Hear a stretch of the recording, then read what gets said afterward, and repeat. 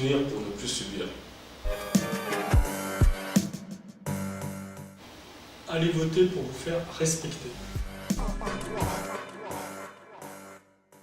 Donc, je préside une association qui a pour objectif de créer des événements interculturels et intergénérationnels. Et ça, voilà, aujourd'hui ça se développe, puisque aujourd'hui on est encore confronté à certaines réalités qui font que ça ne viendra pas des institutions, mais ça viendra effectivement des personnes qui restent actives sur le terrain. Moi j'ai décidé de m'engager en politique, surtout parce que je veux lutter contre le déterminisme social, parce qu'aujourd'hui, on observe par exemple en France qu'on a 17 fois moins de chances de faire une grande école. Je ne dis pas que les grandes écoles sont la panacée, mais on a 17 fois moins de chances de faire une grande école lorsque l'on est fils d'ouvrier. Moi je vous invite à lire de manière très scrupuleuse le rapport de Yazid Sabeg et de Laurence Meignery sur l'égalité des chances, ou l'inégalité des chances. On se rend compte aussi, quand on regarde par exemple la sphère politique, qu'elle est composée la plupart du temps d'héritiers.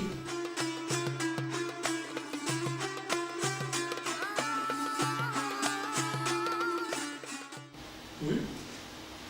Oui, monsieur. Moi, ce serait plutôt très très bien de découvrir votre culture, même s'il y a certaines choses que je connais, de par mon apprentissage, mais oui, très ouvert. Volontiers, c'est déjà arrivé.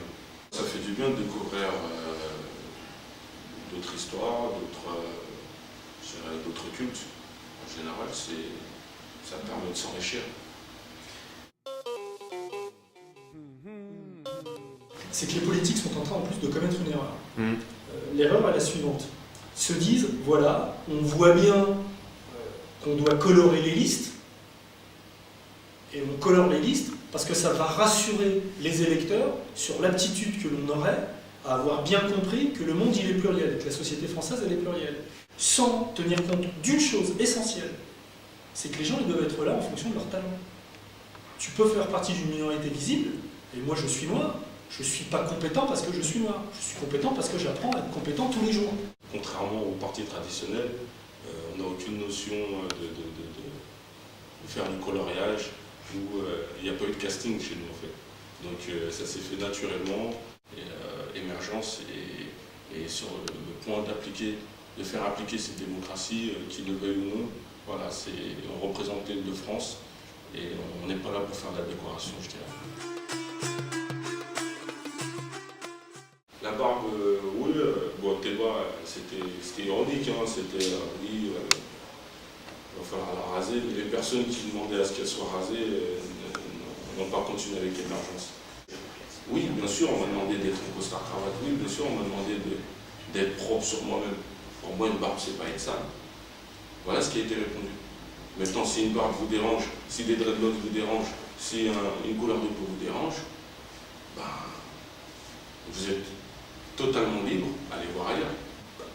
Je ne comprends pas en fait pourquoi on pourrait se poser cette question-là. J'ai toujours du mal avec ça.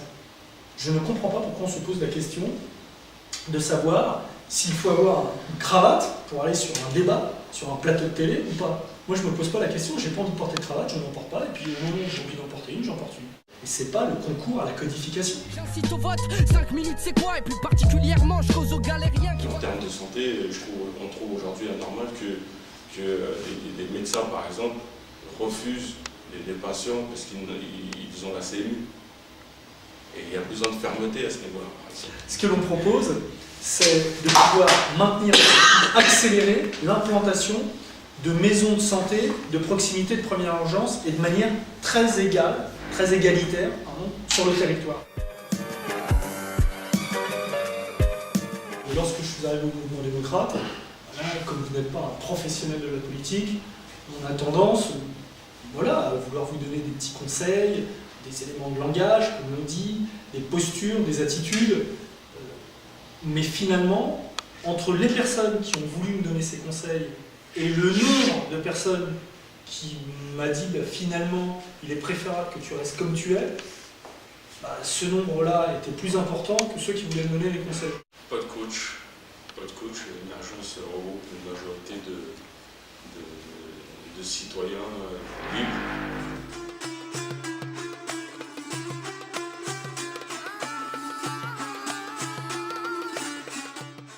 Aujourd'hui, je pense qu'il faut compter pour mesurer, on parle de politique, on parle de mettre en place des politiques qui permettraient effectivement de savoir où est-ce qu'on en est quant à la bonne intégration, de toutes les composantes du pays. Si c'est pour construire, pas de problème. Si c'est pour mieux régner, quoi, une certaine élite le fasse pour mieux régner, je refusais totalement. Le comptage, il n'y a pas besoin de le faire. Au Sénat, à l'Assemblée haute, il n'y a pas besoin de le faire. C'est flagrant. C'est vrai que moi, le matin, un bon rap, c'est bien. J'adore ça. J'écoute aussi de la musique brésilienne. J'ai découvert une artiste récemment au Brésil qui est Vanessa da Mata. J'aime beaucoup. J'écoute de la musique africaine aussi. Je suis un peu nostalgique, moi, des tripes Zaïko Langa Langa. J'adore ça. C'est la musique africaine, la soul music. Il y a les. Je dirais pas la musique classique, mais la musique classique, mais je tirais surtout aujourd'hui des bandes originales, des films que j'écoute régulièrement. Je m'inspire beaucoup de la musique aussi dans les différentes actions. In the meantime, 113 clans bad that the bigger bed from the mic MC pour tous les camps et toutes les 10 singles pour le line. Plus de mancel. Pour un oui, pour un an, ça prend comme un feu de paille. Pour un côté, y'entend comme un train qui déraille. Quand regarde ce moment-là, les cœurs sont de taille. Penche un gambé de soleil, je suis super fly. Pour un oui, pour un an, ça prend comme un feu de paille. Pour un côté, y'entend comme un train qui déraille.